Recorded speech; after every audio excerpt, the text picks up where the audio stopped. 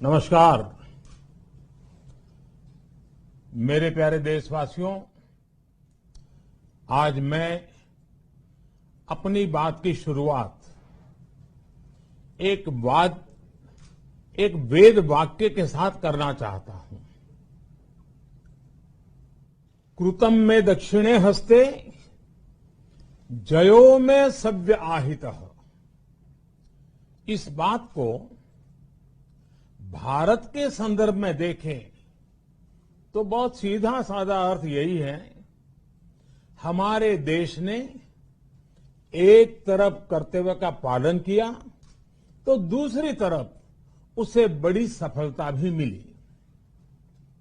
कल 21 अक्टूबर को भारत ने 1 बिलियन 100 करोड़ वैक्सीन डोज का कठिन लेकिन असाधारण लक्ष्य प्राप्त किया है। इस उपलब्धि के पीछे 130 करोड़ देशवासियों की कर्तव्य शक्ति लगी है। इसलिए ये सफलता भारत की सफलता है, हर देशवासी की सफलता है। मैं इसके लिए सभी देशवासियों को हृदय से बधाई देता हूं। साथियों, 100 करोड़ वैक्सीन डोज ये केवल एक आंकड़ा नहीं है, ये देश के सामर्थ्य का प्रतिबिंब है, इतिहास के नए अध्याय की रचना है। ये उस नए भारत की तस्वीर है जो कठिन लक्ष्य निर्धारित कर उन्हें हासिल करना जानता है।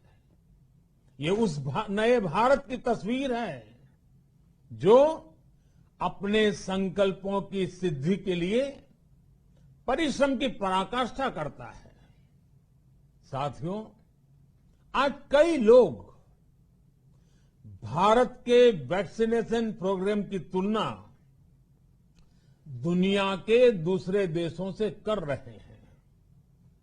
भारत ने जिस तेजी से 100 करोड़ का 1 बिलियन का आंकड़ा पार किया है, उसकी सराहना भी हो रही है। लेकिन इस विश्लेषण में एक बात अक्सर छूट जाती है कि हमने ये शुरुआत कहां से की है। दुनिया के दूसरे बड़े देशों के लिए वैक्सीन पर रिसर्च करना, वैक्सीन खोजना, इसमें दशकों से उनकी महारत है, एक्सपर्टाइज थी। भारत अधिकतर इन देशों की बनाई वैक्सीनेशन पर ही निर्भर रहता था। हम बाहर से मंगवाते थे। इसी वजह से जब 100 साल की सबसे बड़ी महामारी आई तो भारत पर सवाल उठने लगे, क्या भारत इस वैश्विक महामारी से लड़ पाएगा? भारत दूसरे देशों से इतनी वैक्सीन खरीदने का पैसा कहां से लाएगा? भारत को वैक्सीन कब मिलेगी? भारत के लोगों को वैक्सीन मिलेगी भी या नहीं? क्या भारत इतने लोगों को टीका लगा पाएगा कि महामारी को फैलने से रोक सके? भांति भांति के सवाल थे। लेकिन आज ये 100 करोड़ वैक्सीन डोज हर सवाल का जवाब दे रहा है।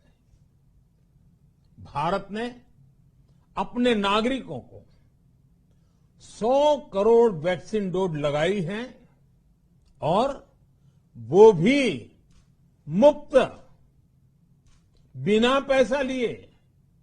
साथियों, 100 करोड़ वैक्सीन डोज का एक प्रभाव ये भी होगा कि दुनिया अब भारत को कोरोना से ज्यादा सुरक्षित मानेगी।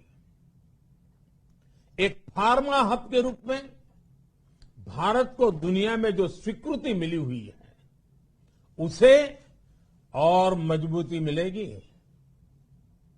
पूरा विश्व आज भारत की इस ताकत को देख रहा है, महसूस कर रहा है। साथियों, भारत का वैक्सीनेशन अभियान सबका साथ, सबका विकास, सबका विश्वास और सबका प्रयास का सबसे जीवंत उदाहरण है। कोरोना महामारी की शुरुआत में ये भी आशंकाएं व्यक्त की जा रही थी कि भारत जैसे लोकतंत्र में इस महामारी से लड़ना बहुत मुश्किल होगा। भारत के लिए, भारत के लोगों के लिए ये भी कहा जा रहा था कि इतना संयम, इतना अनुशासन यहां कैसे चलेगा। लेकिन हमारे लिए लोकतंत्र का मतलब है सबका साथ। सबको साथ लेकर देश ने सबको वैक्सीन, मुफ्त वैक्सीन का अभियान शुरू किया।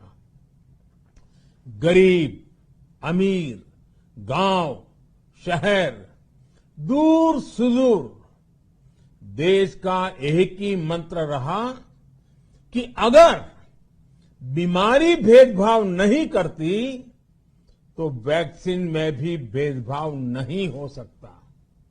इसलिए यह सुनिश्चित किया गया कि वैक्सीनेशन अभियान पर वीआईपी कल्चर हावी न हो।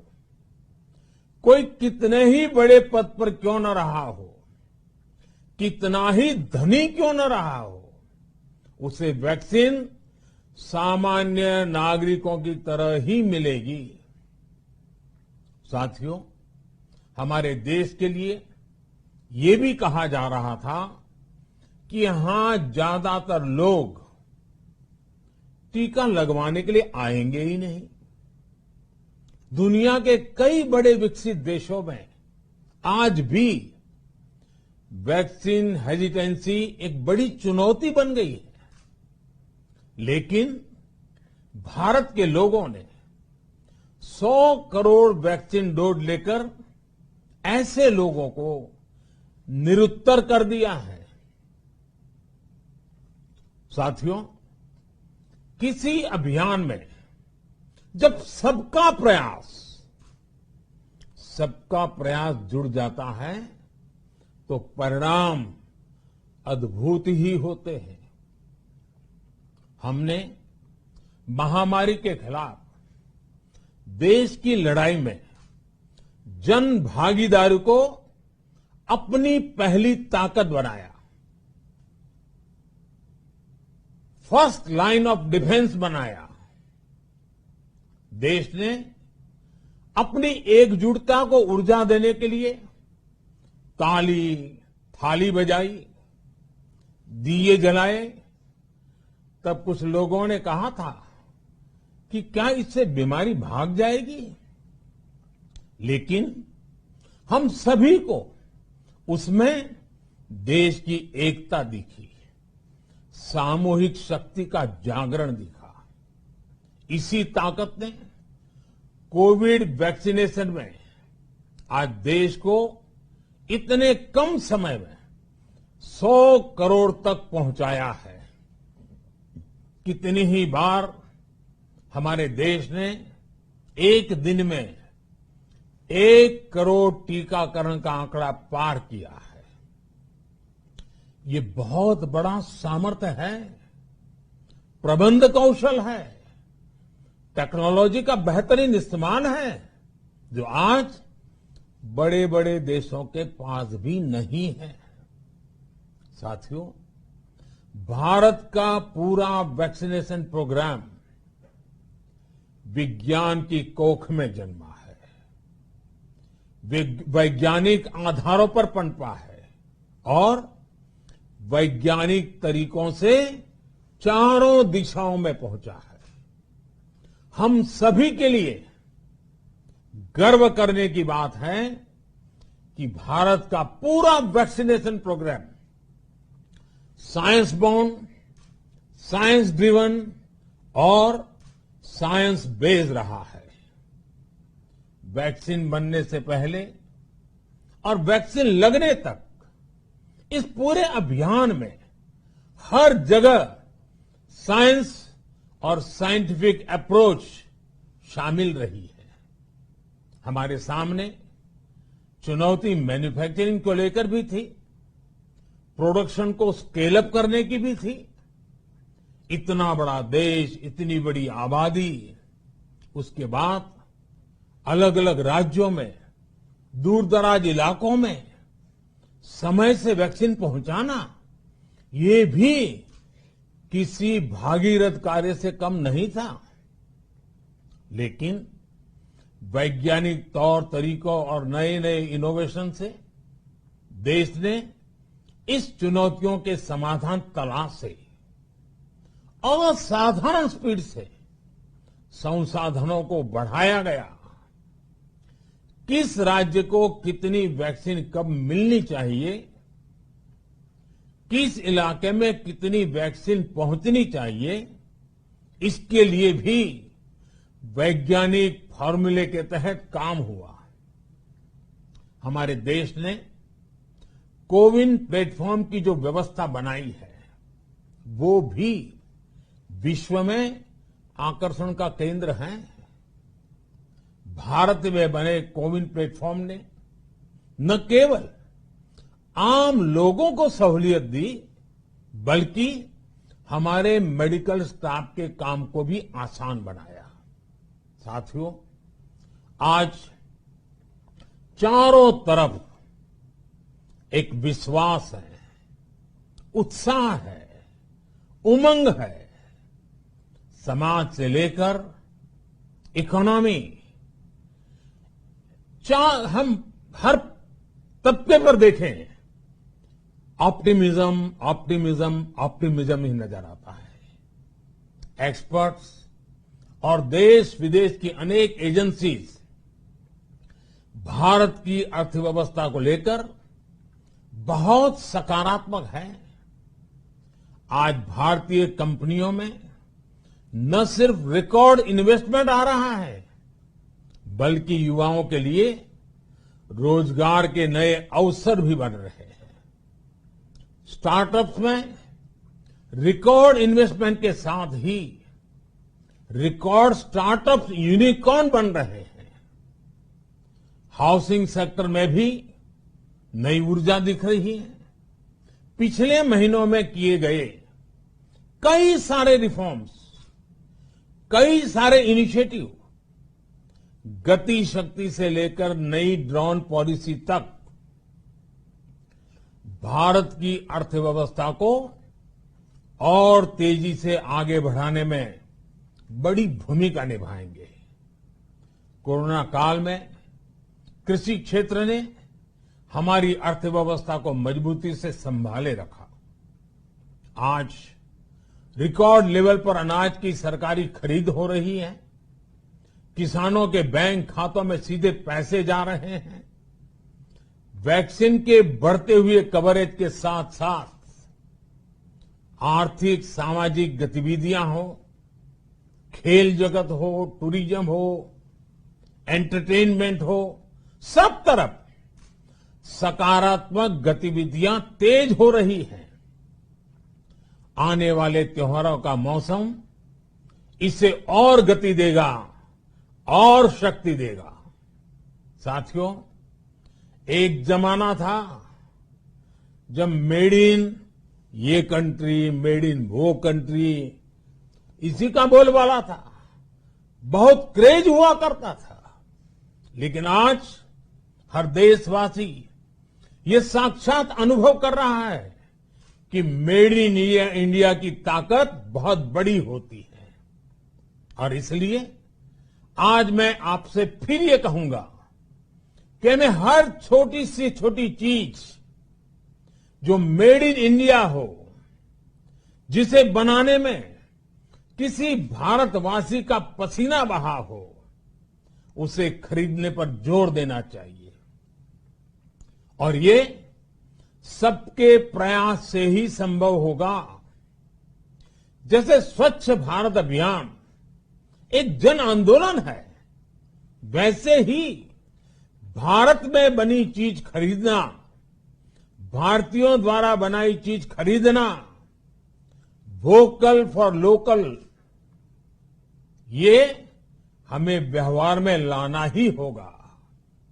और मुझे विश्वास है सबके प्रयास से हम ये भी करके रहेंगे। आप याद करिए, पिछली दिवाली हर किसी के मन मस्तिष्क में एक तनाव था, लेकिन इस दिवाली 100 करोड़ वैक्सीन डोज के कारण एक विश्वास का भाव है।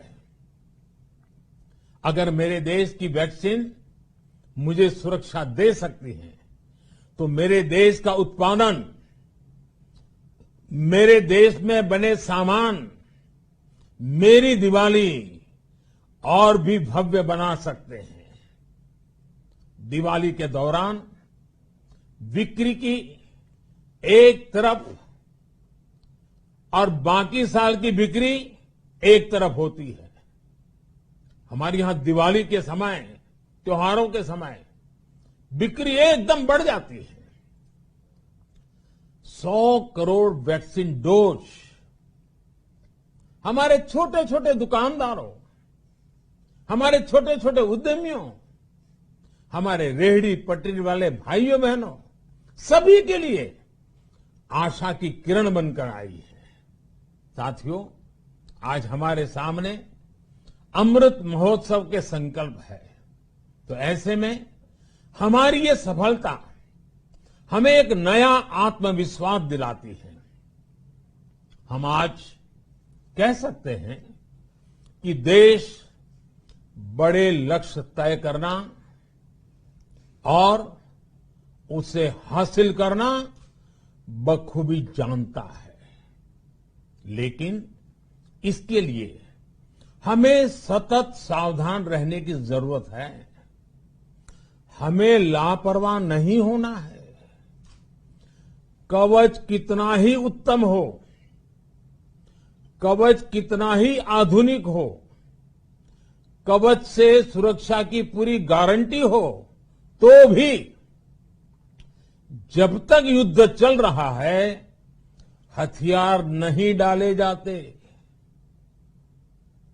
मेरा आग्रह है कि हमें अपने त्योहारों को पूरी सतर्कता के साथ ही मनाना है। और जहां तक मास्क का सवाल है, कभी कभी जरा, लेकिन अब तो डिजाइन की दुनिया भी मास्क में प्रवेश चुकी है। मेरा इतना ही कहना है, जैसे हमें जूते पहन करके ही बाहर जाने की आदत लग गई है ना, बस वैसे ही मास्क को भी एक सहज स्वभाव बनाना ही होगा। जिनको अभी तक वैक्सीन नहीं लगी है, वो इसे सर्वोच्च प्राथमिकता दें। जिन्हें वैक्सीन लग गई है, वो दूसरों को प्रेरित करें। मुझे पूरा भरोसा है कि हम सब मिलकर प्रयास करेंगे तो कोरोना को और जल्द हरा पाएंगे। आप सभी को आने वाले त्योहारों की एक बार फिर बहुत बहुत शुभकामनाएं, बहुत बहुत धन्यवाद।